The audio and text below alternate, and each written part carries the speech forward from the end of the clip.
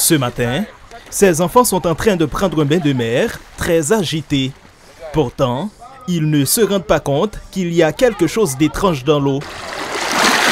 Ces petites pierres, au bord du littoral, sont noircies sous l'effet des vagues.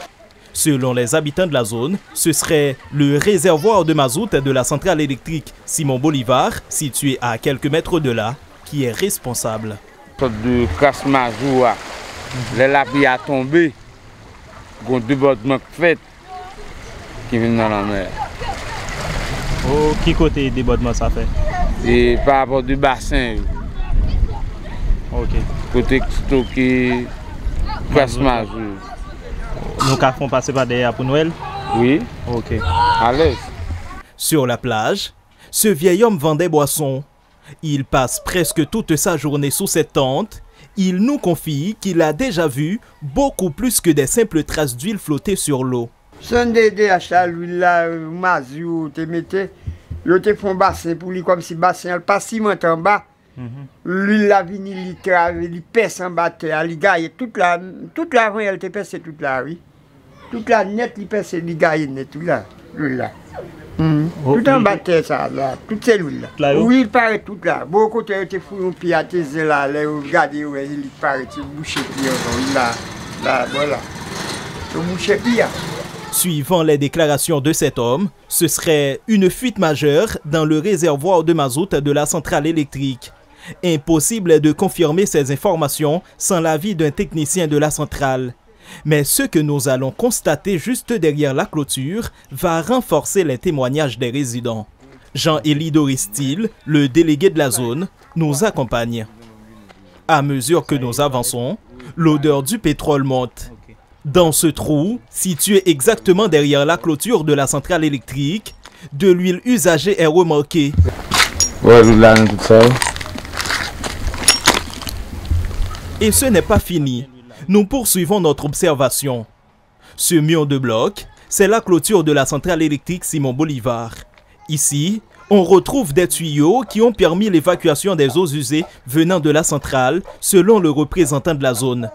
Mais parfois, ces tuyaux facilitent également le déversement des excédents de mazout directement dans la mer, nous fait savoir Jean-Élie Doristil. On a perdu parce que c'est ça que les casse mazout dedans, les mazouts du body, même pas ça oblige qui viennent salle la mer. Et par rapport à même, ça passe c'est une réaction tout à fait. L'État a vu des techniciens pour quel moyen améliorer. En effet, il est urgent que les autorités concernées interviennent, car cet incident écologique commence à avoir des conséquences directes sur le quotidien des habitants avoisinants. Sur le chemin du retour, nous rencontrons ce jeune homme.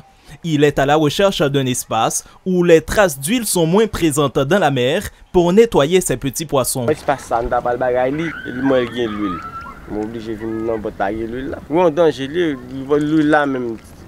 Lui pour toute zone là, ça veut dire si on a fait caille dans zone là, on tout va fouiller le mazoua même là, lien battu à la montée.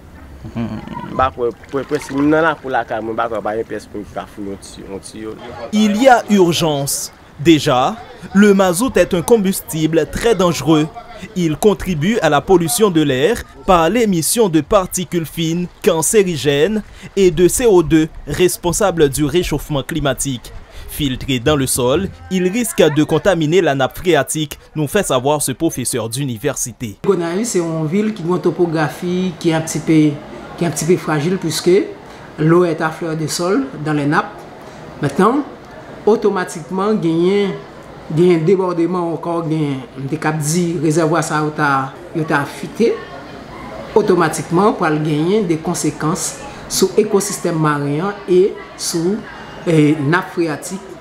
Donc, le mauvais entretien de la citerne de mazout de la centrale électrique Simon Bolivar risque de polluer davantage la mer gonaïvienne, déjà en proie à des pratiques de défécation dans le littoral. Pour ce reportage, nous avons contacté par téléphone la directrice de l'EDH au Gonaïves. Elle affirme ignorer complètement l'existence de cette fuite. D'un autre côté, un employé de l'institution nous fait savoir que l'EDH n'utilise plus le mazout depuis environ 5 ans. Donc la centrale électrique n'a rien à voir avec le pétrole ou l'huile usagée constatée dans les périmètres. Alors, d'où proviennent ces traces d'huile? À noter que depuis près d'1 an, la ville des Gonaïves est plongée dans le noir complet. La centrale électrique n'est plus à même de produire de l'électricité, mais elle est capable de nuire à la santé de la population à petit feu.